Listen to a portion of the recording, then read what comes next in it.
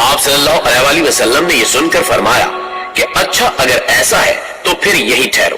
لہٰذا آپ صلی اللہ علیہ وسلم کے حکم کے مطابق قافلہ وہیں پر ٹھہر گیا، اور پھر آپ صلی اللہ علیہ وسلم نے فرمایا کہ 10 آدمی جا کر جنوں کے کنویں سے پانی لائیں۔